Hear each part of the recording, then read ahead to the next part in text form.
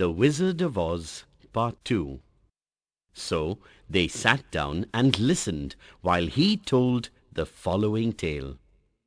I was born in Omaha. When I grew up, I became a ventriloquist, and at that I was very well trained by a great master. I can imitate any kind of a bird or beast.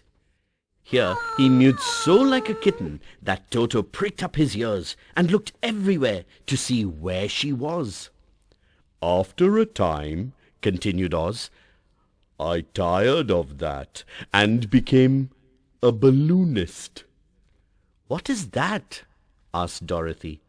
A man who goes up in a balloon on circus day so as to draw a crowd of people together and get them to pay to see the circus, he explained. Oh, she said, I know. Well, one day I went up in a balloon and the ropes got twisted so that I couldn't come down again. For a day and a night I travelled through the air. On the morning of the second day, the balloon came down gradually. I found myself in the midst of a strange people, who, seeing me come down from the clouds, thought I was a great wizard. Of course, I let them think so, because they were afraid of me, and promised to do anything I wished them to. Just to amuse myself and keep the good people busy, I ordered them to build this city and my palace. They did it all willingly and well. Then I thought, as the country was so green and beautiful, I would call it the Emerald City, and to make the name fit better, I put green spectacles on all the people, so that everything they saw was green. But isn't everything here green? Asked Dorothy. No more than in any other city, replied Oz. But when you wear green spectacles, everything you see looks green to you. One of my greatest fears was the witches, for while I had no magical powers at all, I soon found out that the witches were really able to do wonderful things. There were 4 of them in this country, and they ruled the people who lived in the north and south and east and west. Fortunately, the witches of the north and south were good, and I knew they would do me no harm. But the witches of the east and west were terribly wicked, and had they not thought I was more powerful than they themselves, they would surely have destroyed me. I am happy that you have destroyed both the witches. I think you are a very bad man, said Dorothy. No, no, my dear, I'm really a very good man.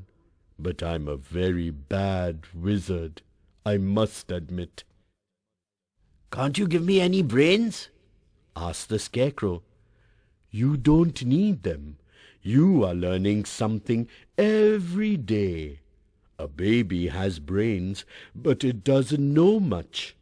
Experience is the only thing that brings knowledge, and the longer you are on Earth, the more experience you are sure to get. That might be all true, said the Scarecrow, but I shall be very unhappy unless you give me brains. The false wizard looked at him carefully. Well, he said with a sigh, come to me tomorrow morning. I will stuff your head with brains.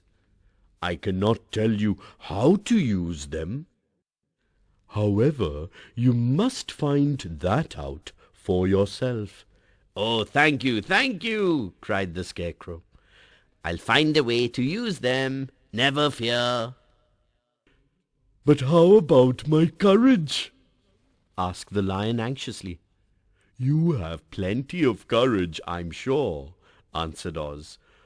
"All you need is confidence in yourself. There is no living thing that is not afraid when it faces danger.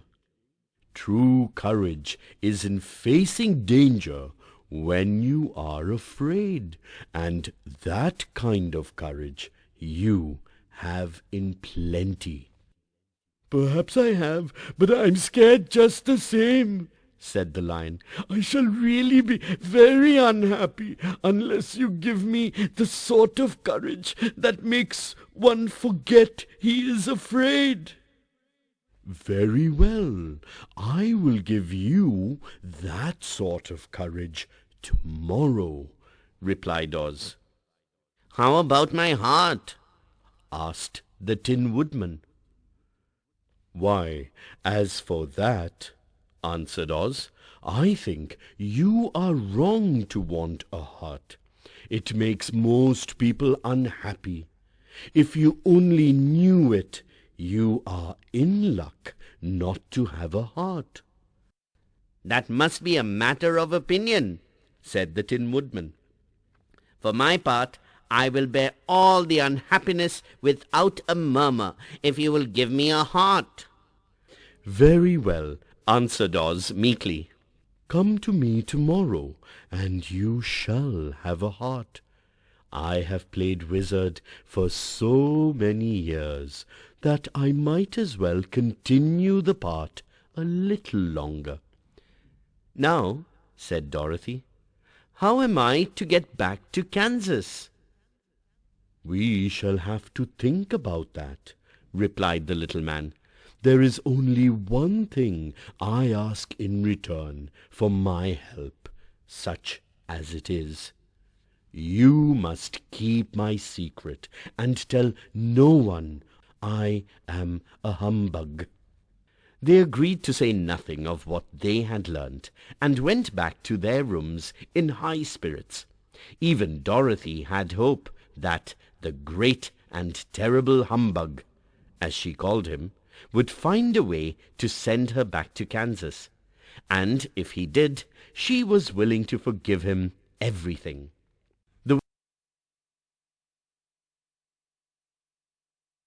The Tin Woodman a heart. As for Dorothy, he plans to take her to Kansas in a balloon. Dorothy finds Toto chasing a kitten and gets down to catch him. Before she can come back, the ropes break and the wizard floats away alone. Her three friends try to help her reach Kansas. She, however, uses her silver shoes to return home. The Tin Woodman stays in the Wicked Witch's land as their king.